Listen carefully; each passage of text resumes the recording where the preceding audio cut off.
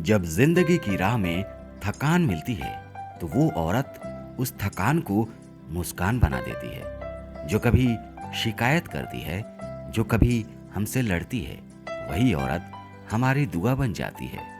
पत्नी का रिश्ता कोई मजाक नहीं होता दोस्तों। ये जीवन की सबसे सच्ची किताब होती है।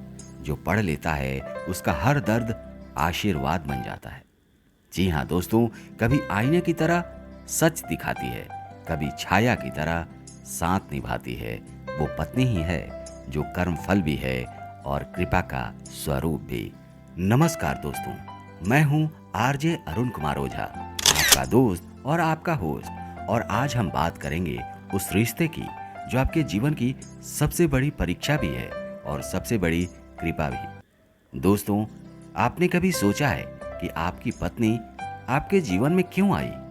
क्या वह बस इत्तेफाक है, या फिर आपके कर्म का परिणाम है, या आपकी आत्मा की यात्रा का एक पड़ाव है?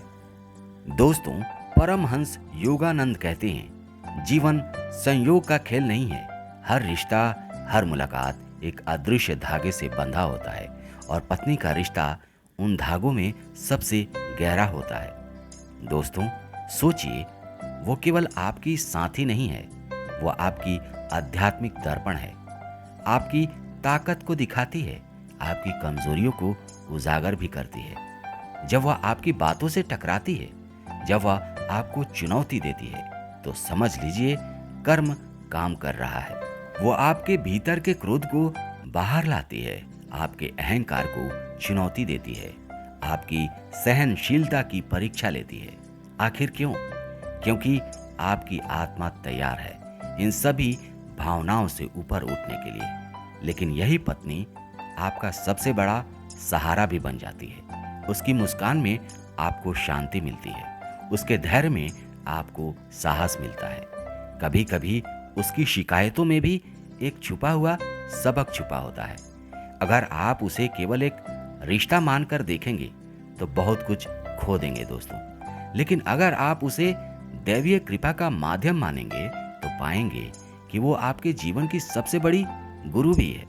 जी हाँ दोस्तों, भारत की परंपरा में स्त्री को देवी कहा गया है, शक्ति कहा गया है। वह केवल एक पत्नी नहीं है, वो ऊर्जा का स्रोत है। जब वह आपके जीवन में आती है तो अपने साथ कार्मिक बंधन और दैवीय अवसर लाती है। यदि आप उसे केवल मोह, आकर्षण या सुविधा की नजर से देखेंगे तो आप इस अवसर को खो देंगे। लेकिन यदि आप उसे आत्मा का साथी मानेंगे तो वही रिश्ता आपको ईश्वर के और करीब लेकर जाएगा। तो अगली बार जब आपके रिश्ते में टकराव आए तो आप सोचिए कि वो ऐसी क्यों है। खुद से पूछिए कि ये मुझे क्या सिखा रहा है। आपका धैर्य वहीं पर बढ़ रहा है, आपका अहंकार वहीं पर टूट रहा है, आपका प्रेम वहीं पर गहराई पा रहा है।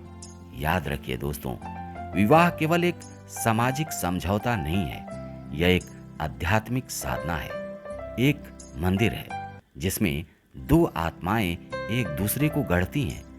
पत्नी केवल जीवन संगनी नहीं, बल्कि आपके आत्मा की साधना का सबसे पवित्र माध्यम है।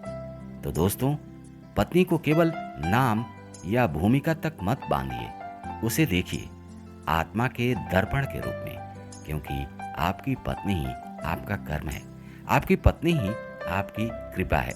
मैं आरजे अरुण कुमार ओझा आपसे विदा लेता हूँ। मिलते हैं आपसे जल्द ही एक और ऐसी ही आध्यात्मिक यात्रा में।